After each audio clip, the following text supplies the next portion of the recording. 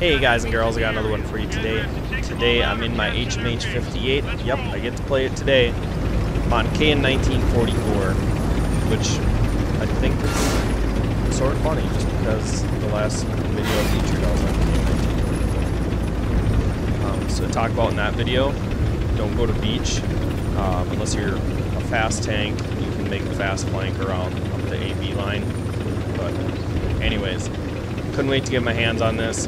I just have a soft spot for the French light tanks. And to be honest, this feels exactly like the 13105, except at tier 8, and that's exactly what it is.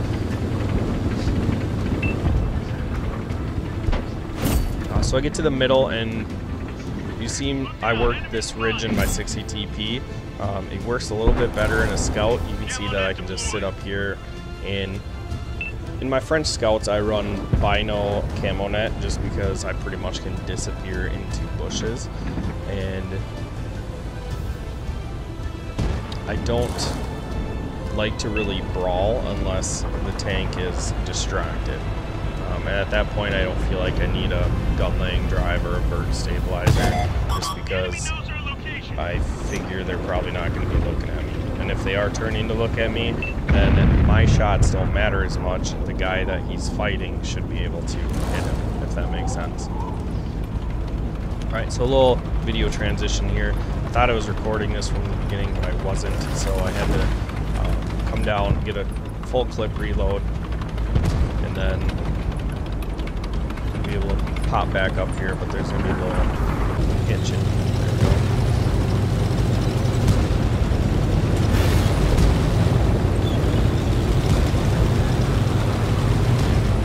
Alright, so you can see my team deployment.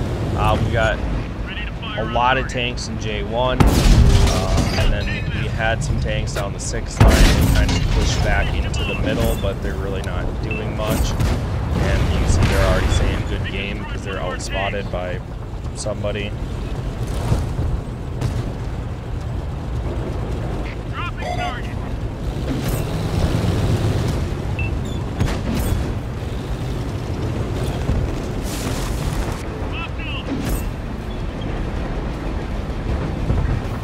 Sheridan gets a little aggressive. Shut him down.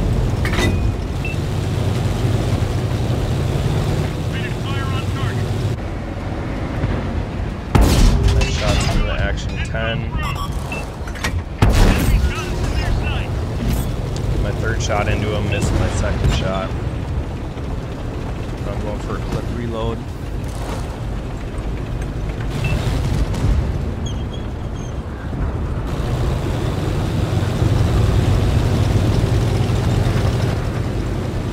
Not loaded yet, but I'd like to keep stuff spotted here.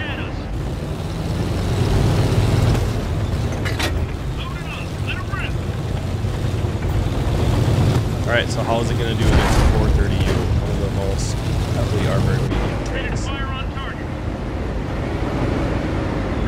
Well, turn sideways. I hit him.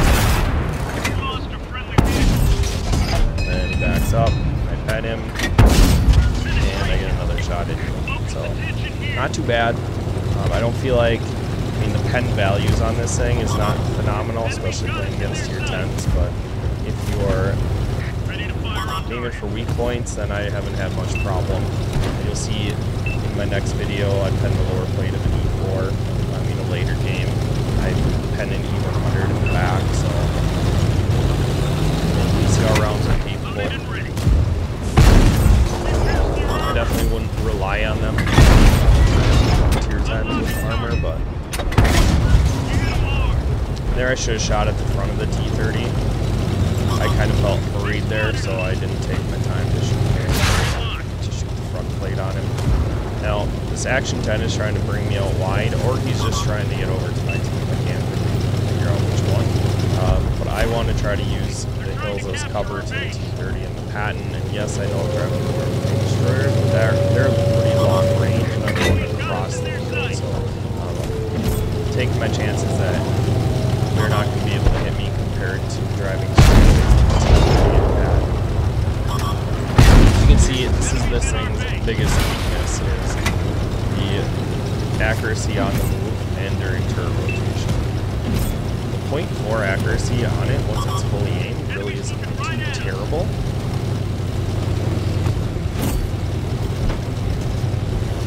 It's got 2.3 aim time, which is exactly the same as the 13105, so I'm very comfortable with it. Now, I have a phenomenal driver in here, and to me, phenomenal driver is a 13 skill driver.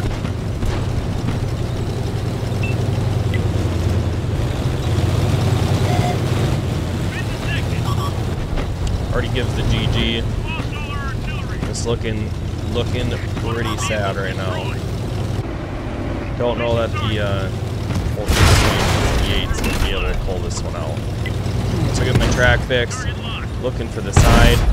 Patton tries to ram me. I give him a juke, get a shot into his side, and he shuts me down. And then we have a Waffle 100 that decided not to play, or he lost connection, which is always fun to know when you're in an 8 match and your tier 10's not playing.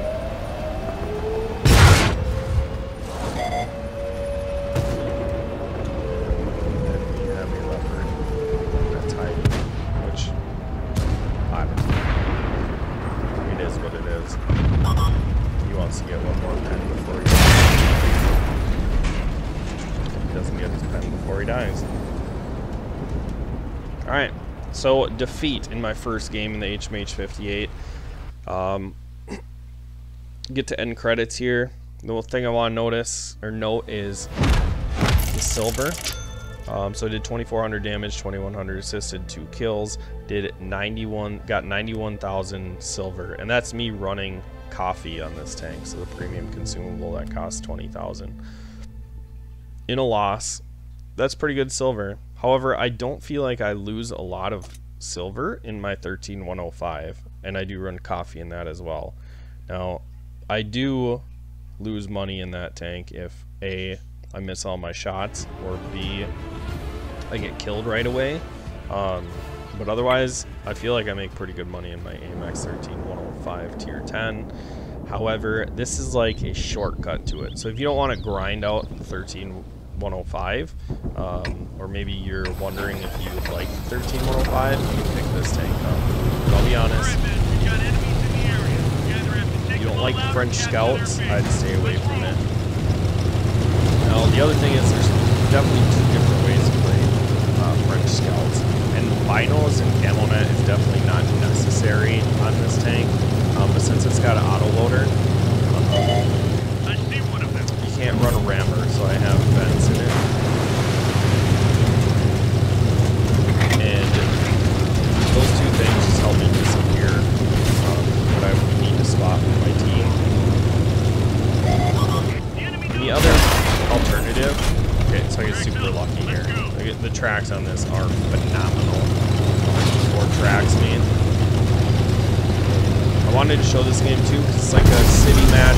KN 1944 kind of caters to this tank. It's vision, big field, you know, like it's everything a scout wants. This is more close quarters combat, and honestly, I don't have the best aim here, but I wanted to feature like 2 different game styles here. What's I talking about? Okay, equipment. The other way you can run this thing is potentially vert stabs, down laying drive, and coated objects. 2 of those 3 events.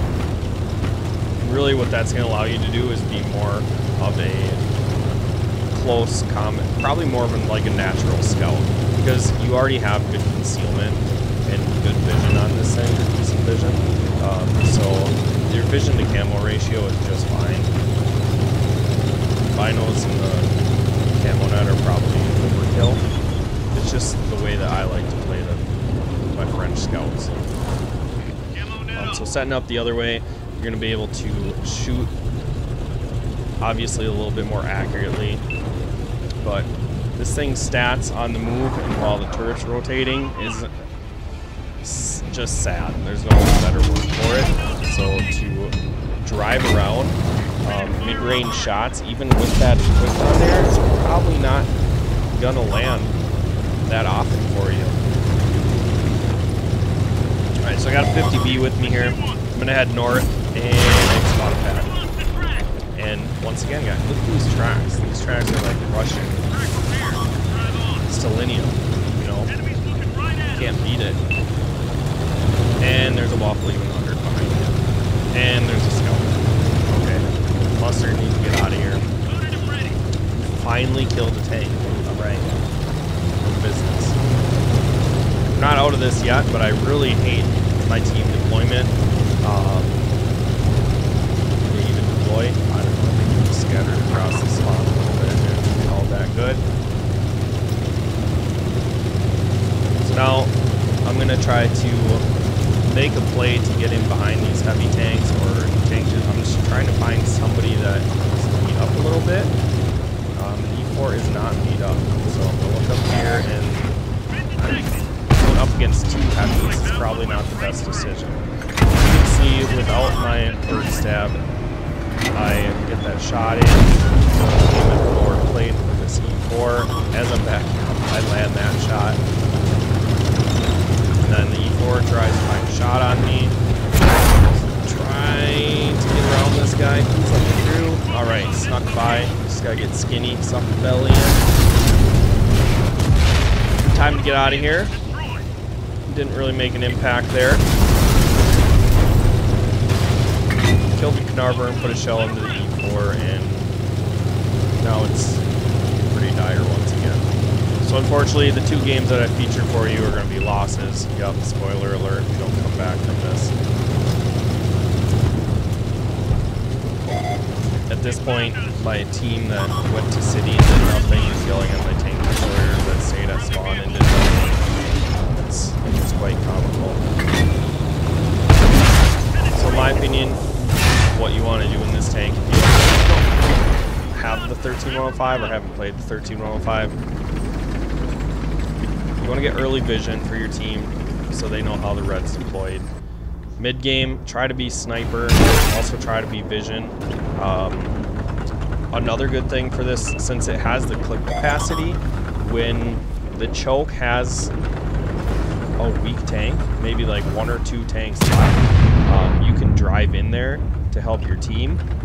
Get in behind that guy, put your 3 shells in, kill him, move forward, and then you lead your team forward into the next field or what have you.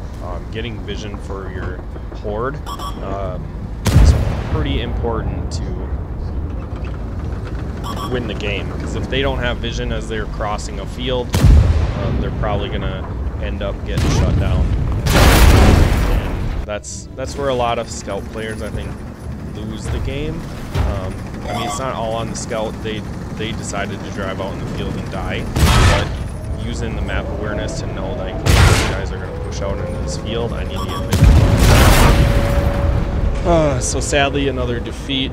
Let's get to end credit, see how much silver we made. 33,000. I take second on the team, and what a sad team that was. All right, if you want to check out the stats, I'm gonna link the video to that. Hope you enjoyed the videos, and I'll get an ace tanker up here as soon as I get it. Thanks for watching. Make sure you like, share, subscribe, and I will catch you in the next video.